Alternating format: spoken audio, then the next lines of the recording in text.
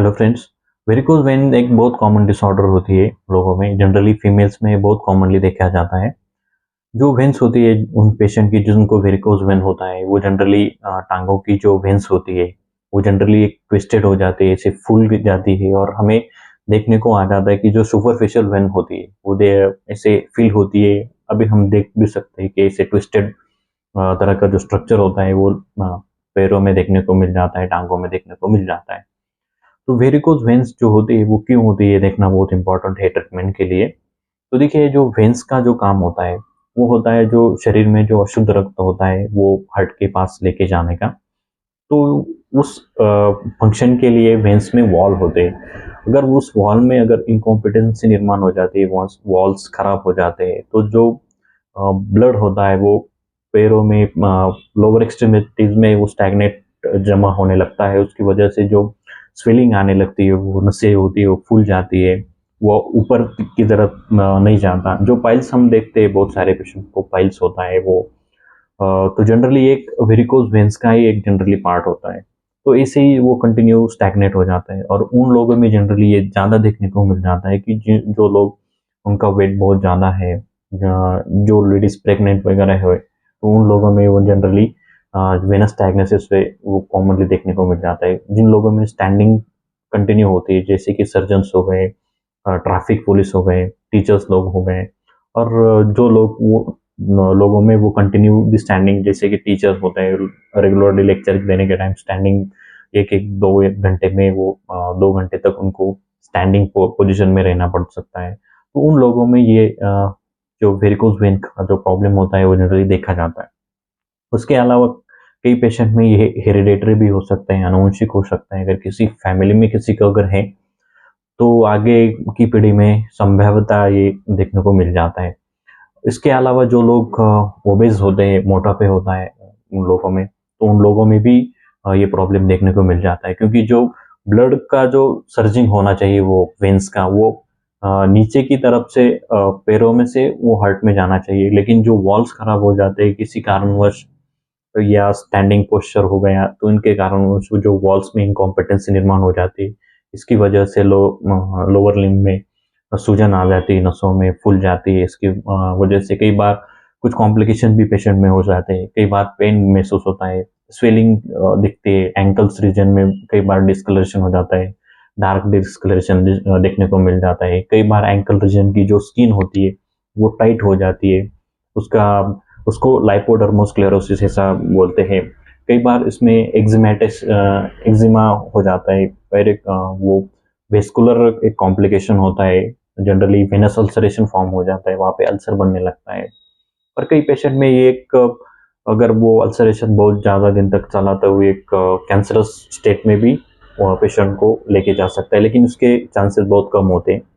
और generally burning sensation होता है बहुत बार पेशेंट को लोअर लिम्ब में, हेवी हेवी सा महसूस होना ना, ये जनरली सिम्टम्स पेशेंट को उसके साथ अलावा पेन बहुत ज़्यादा होता है चलते फिरते वक्त, पैरों में खिंचाव महसूस होना, बर्निंग होना, और पैर को पेन होना, ये जनरली सिम्टम पेशेंट में देखे जाते हैं।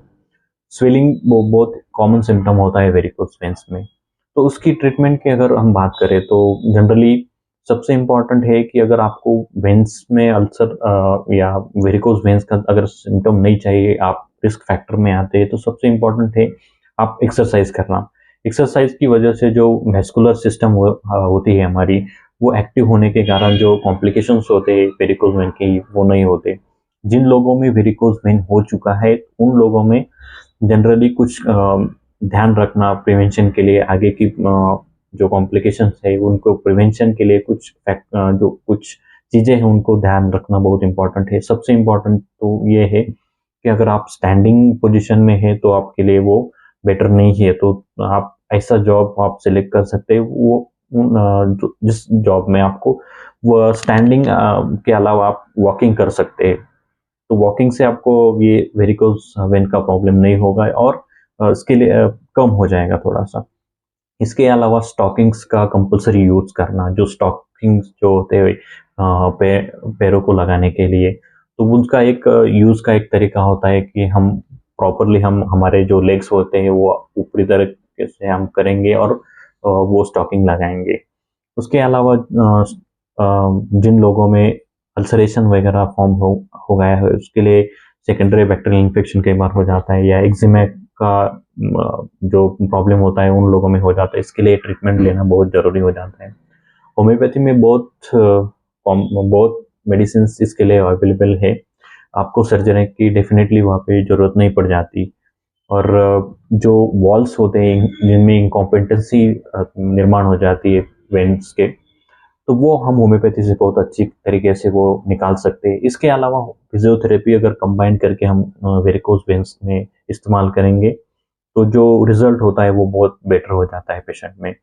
जनरली प्रिवेंशन के लिए आप रात में सोते टाइम तकिया के ऊपर पैर रख के आप वहाँ पे सो सकते हैं, जिसमें के क्या होता है कि जो लोअर वेनस्टैसिस होता है, जो पैरों के नीचे के हिस्से में अगर पेन जो ब्लड जमा हो जाता है तो वो जनरली नहीं होता।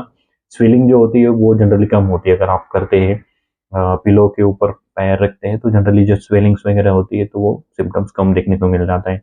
अगर आपका ज़्यादा है तो जनरली बैठते टाइम आपके जो पैर होते हैं वो थोड़ा सा ऊपर या कुर्सी पे जनरली रखे तो वो जो स्वेलिंग्स वगैरह होती है, पेन्स वगैरह होते हैं वो कम देखने को मिल जाते हैं।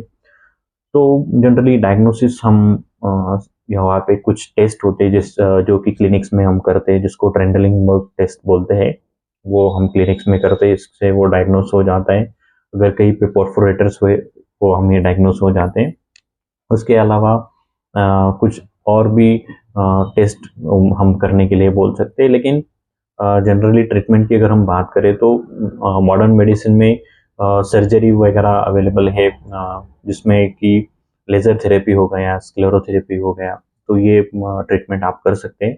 लेकिन होम्योपैथी में डेफिनेटली आपको सर्जरी की ज़रूरत नहीं पड़ेगी। कुछ मेडिसिन आप कुछ दिनों के लिए आप ले सकते हैं, वहाँ पे जो वेल्स होते हैं वहाँ पे उसमें मजबूती आने शुरू हो जाती है और वेरिकोसिटी के जो सिम्पटम्स होते हैं धीरे-धीरे करके वो कम होने लगते हैं। इसी के साथ अगर हम फिजियोथेरेपी का अगर कॉम्बिनेशन साथ में सिनर्जिस्टिकली पेशेंट को देते हैं तो रिजल्ट बहुत अच्छे से पेशेंट में देखने को मिल जाते हैं।